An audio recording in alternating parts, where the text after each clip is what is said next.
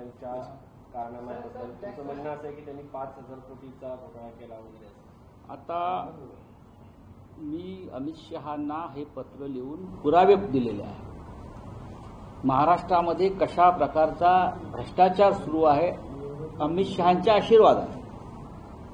माझं पत्र जर आपण स्पष्ट पाहिलं असेल, तो कागद प्लीज दिले.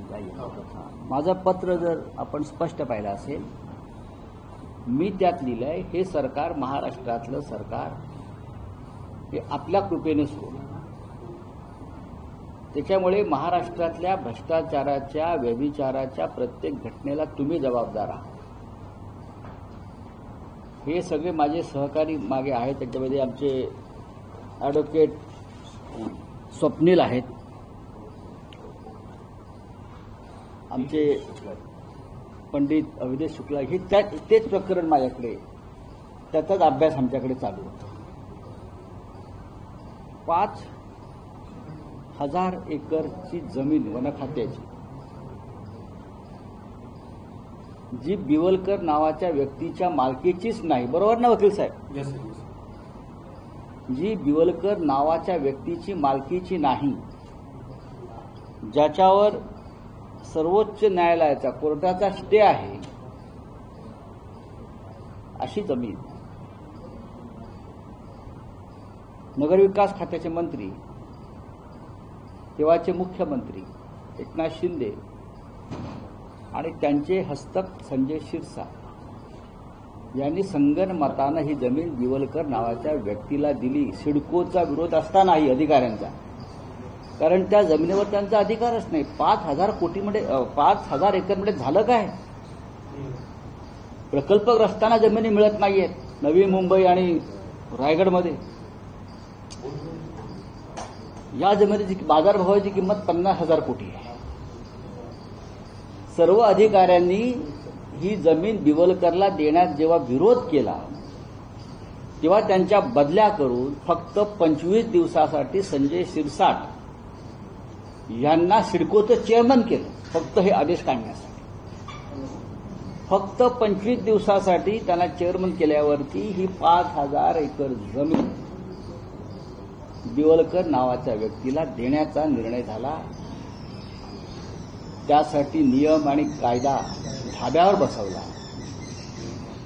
साधारण 50,000 कोटीचा हा व्यवहार आहे. याच्यामध्ये संबंधित मंत्री आणि तेव्हाचे सिडकोचे चेअरमन यांना 20,000 कोटीचा मलिदा मिळालेला आहे. लक्षात घ्या, आकडा लक्षात ठेवा, 20,000 कोटीचा.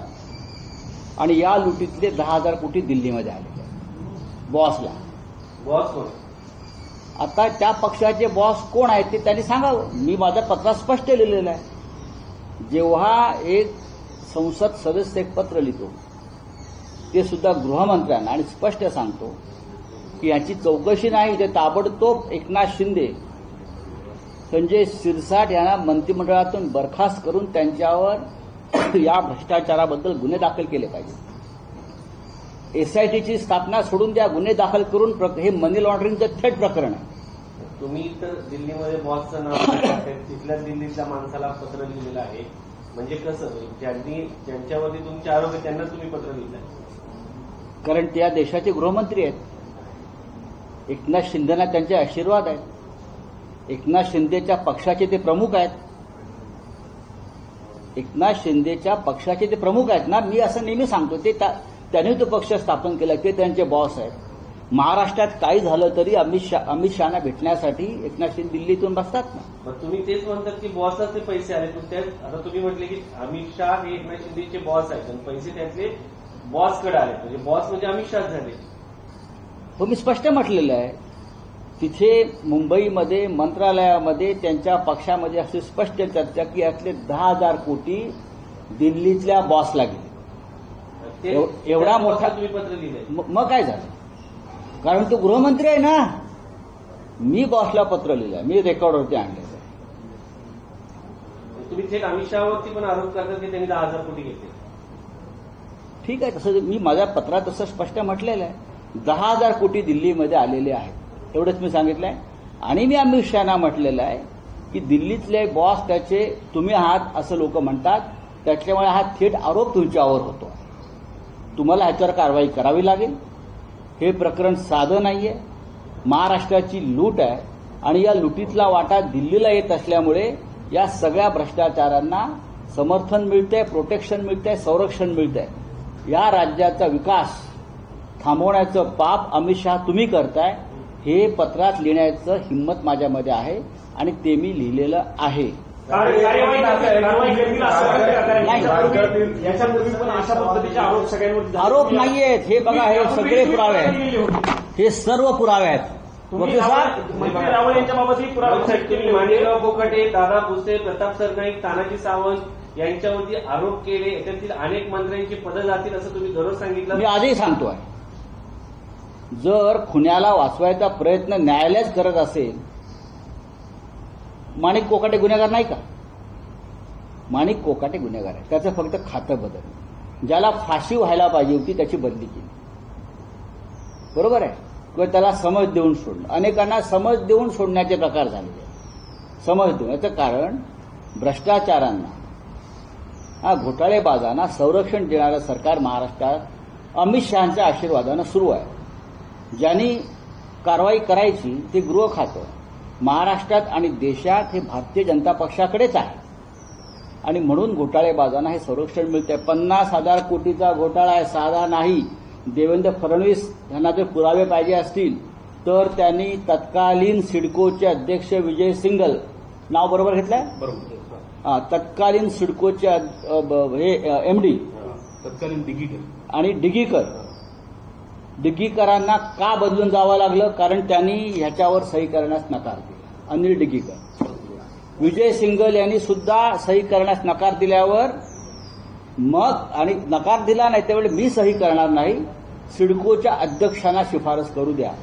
त्यासाठी सिडकोच्या अध्यक्षपदी संजय शिरसाट यांना आणलं 25 दिवसासाठी आणि त्यांच्या माध्यमातून हा 5,000 एकरचा भूखंड एकनाथ शिंदे, संजय शिरसाट यांनी बिवलकर नावाच्या व्यक्तीला दिला, ज्याचा या भूखंडावरती अधिकारच नाही.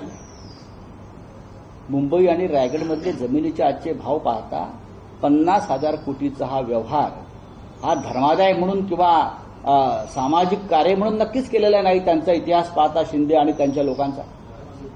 दिल्लीच्या बॉसची आणि हे सगळे पैसे देवेंद्र फडणवीस चौकशी करतील असं तुम्हाला वाटतं? बघा, मी असं म्हणालेलो आहे अमित शहाना पत्र लिहून की तुमच्यावरती आरोप होत आहेत, तुमच्यावरती बोट जात आहे. माझं म्हणणं समजून घ्या. अमित शहा हे तुमच्याकडे बोट दाखवलं जात आहे, तेव्हाही तुमची जबाबदारी आहे की या संपूर्ण घोटाळ्याची नुसती चौकशी नाही तर एकनाथ शिंदे, संजय शिरसाट यांना ताबडतोब बडतर्फ करा. याच्यावरती कोणत्याही प्रकारचा वाद प्रतिवाद करायला आमचे लोक तयार आहेत. तुम्ही फक्त पत्र लिहिलेलं आहे, आगामी पुढची रणनीती काय असेल? नाही बघा, तुम्ही पत्रात्मक कारवाई होईल अशा अपेक्षाच नाही आणि 8 दिवसातून तो मंत्री किंवा तो विषय बाजूला जातो, नवीन अजिबात नाही. हा विषय चालवण्याची जबाबदारी पत्रकारांची नाही का? आम्ही तर प्रश्न विचारतो, आता नाही विचारतो. का? माणिकराव कोकाटे, दादा भुसे नाही का? एक लक्षात घ्या, आहे ना, बॅरिस्टर अंतुले यांना मुख्यमंत्री पदावरून पत्रकारांमुळे जावं लागलं. शिवाजीराव निलंगेकर पाटील या मुख्यमंत्र्यांना सुद्धा जे प्रश्न निर्माण झाले ते पत्रकारांनी निर्माण केलेले प्रश्न होते. हा विषय महाराष्ट्रातल्या आणि देशातल्या मीडियानं सुद्धा चालवत राहिला पाहिजे. हा साधा विषय नाहीये.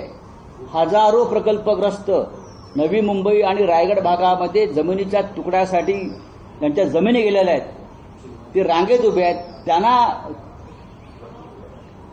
जमिनीचा तुकडा मिळत नाहीये आणि 5,000 एकर जमीन एका व्यक्तीला संजय शिरसाट आणि एकनाथ शिंदे यांच्या आदेशाने दिली जाते.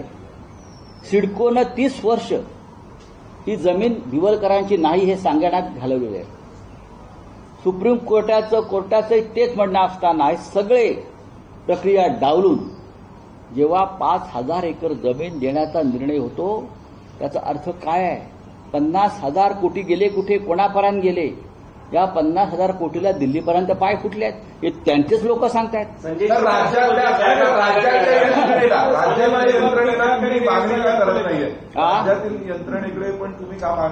राज्याच्या मुख्यमंत्र्यांमध्ये तेवढी हिंमत दिसत नाही ना.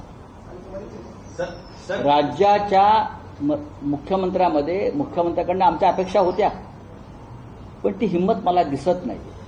ज्या पद्धतीनं त्यांनी संजय शिरसाट असतील, माणिक कोकाटे असतील, संजय राठोड असतील, अन्य काही मंत्री असतील, त्यांच्यावरती कारवाया करण्यापासून यंत्रणेला थांबवलेलं आहे किंवा त्यांना संरक्षण दिलेलं आहे. त्याच्यामुळे देवेंद्र फडणवीस यांच्यावरचा विश्वास लोकांचा नष्ट झालेला आहे. अर्थात तो अमित शहावरती आहे का, तर अजिबात नाही. हे महाराष्ट्रातल्या गुंडांचे, भ्रष्टाचारांचे दिल्लीतले सेनापती आहेत, ते आम्हालाही माहिती आहे, पण आम्ही आमचं कर्तव्य करतो. राऊत साहेब, ज्या सगळ्यांवरती आरोप होत आहेत ते सगळे एकनाथ शिंदे यांच्या पक्षाचे मंत्री किंवा आमदार असल्याचं बघायला मिळतं, पण त्यांना पाठीशी मुख्यमंत्री देवेंद्र फडणवीस घालतात असं म्हणायचं. नक्कीच एकनाथ शिंदे मुख्यमंत्र्यांना त्यांना अभय मिळत नाही म्हणून मुख्यमंत्र्यांना त्यांना पाठीशी घालावं लागतो. नाही, मुख्यमंत्री देवेंद्र फडणवीस हे या राज्याचे गृहमंत्री आहेत, हे लक्षात घ्या. आणि राज्याच्या गृहमंत्र्याच्या नाकासमोर, डोळ्यासमोर जर हा एवढा घोटाळा, भ्रष्टाचार सुरू असेल तर गृह खातं कुचकामी आहे, गृह खातं दुबळं आहे, गृह खातं पंगू आहे. अँटी करप्शन ब्युरो बरखास्त करून टाका. राज्याला लाचलुचपत प्रतिबंधक खातं जे पोलीस खात्याचं आहे, भ्रष्टाचार विरोधी, त्याला एक महासंचालक दर्जाचा पोलीस अधिकारी IPS आहे, बरखास्त करा. कशा करता पाहिजे तुम्हाला? मध्यंतरी संजय शिरसाटसमोर एक बॅग पाहायला मिळाली होती. कधीतरी पैसा असल्याचा दावा तुम्ही केला, ते पैसे देत होते का? तुम्ही शब्द जपून वापरा. पैसे दिसतायत, दावा नाही केला, आणि ते पैसे आहेत हे मान्य केलेलं आहे संजय शिरसाट. तुम्ही सुद्धा पत्रकारांनी फार काळजीपूर्वक याच्यामध्ये शिरलं पाहिजे. पैसे दिसतायत, ते कागदाचे तुकडे नाहीयेत किंवा शेंगदाणे नाहीयेत, ते पैसेच होते. लाखो कोट्यावधी त्या खोलीमध्ये, ती जी खोलीचं रेकॉर्डिंग झालं त्याच्यामध्ये 50 ते 60 कोटी रुपये कायम असतात. सर पण आता तुम्ही तक्रार करून न्यायालयात जाऊन याविषयी काय पुढे भविष्यात? हे प्रकरण न्यायप्रविष्टच आहे. हे प्रकरण न्यायप्रविष्ट असताना, बरोबर ना स्वप्नजी? हे प्रकरण कोणत्या, या प्रकरणाला, संपूर्ण प्रकरणाला सुप्रीम कोर्टात स्टे आहे, आणि स्टे असतानाही 5,000 एकर जमीन एकनाथ शिंदे आणि संजय शिरसाट एका व्यक्तीला देतात, आणि त्यातून त्यांना 20,000 कोटीचा मलिदा मिळतो. त्यांनी सांगावं नाही मिळालं.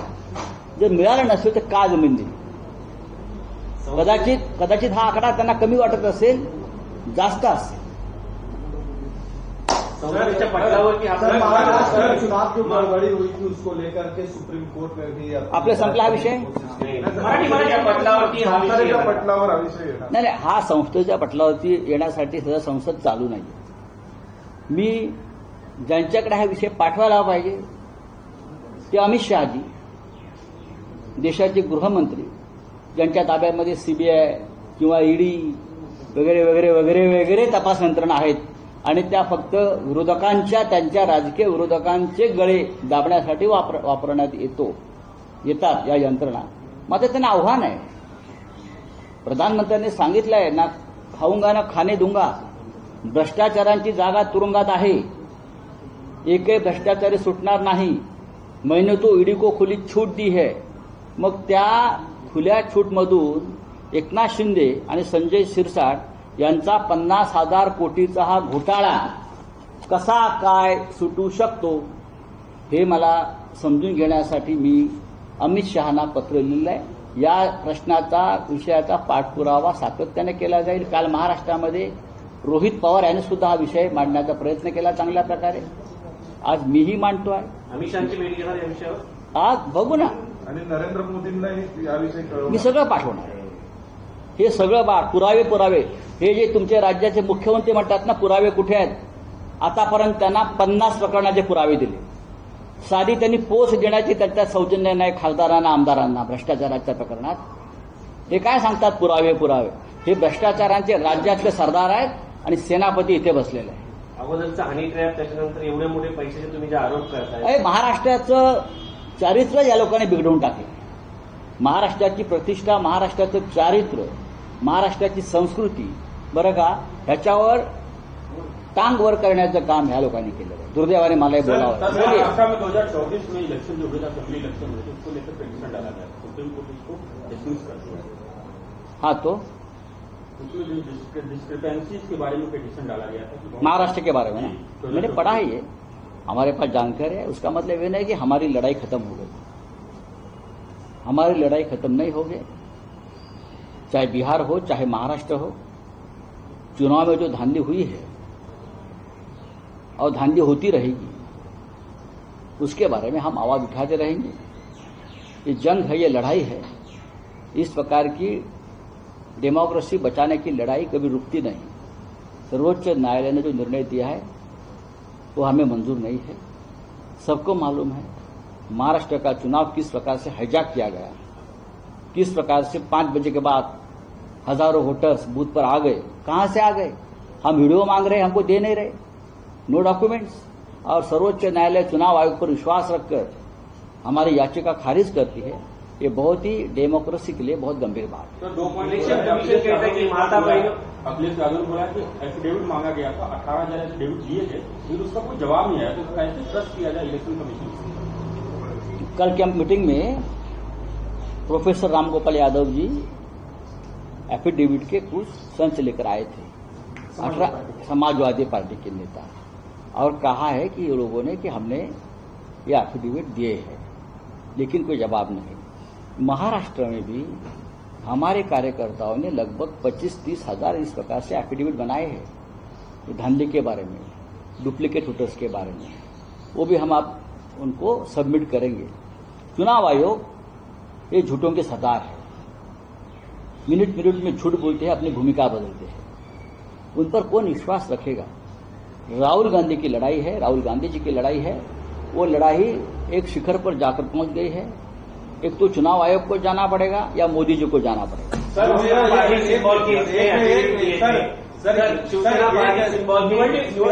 बहुत सारे एफिडेविट दिए थे। कल आप लोगों ने कहा, जो ब्रीफिंग हुई थी उसमें कहा कि सारे लीगल और कॉन्स्टिट्यूशनल ऑप्शंस जो है उनके चुनाव आयोग के खिलाफ खुले हुए हैं। वो ऑप्शन क्या होगा? महाभियोग लाने की तैयारी है? इम्पीचमेंट का।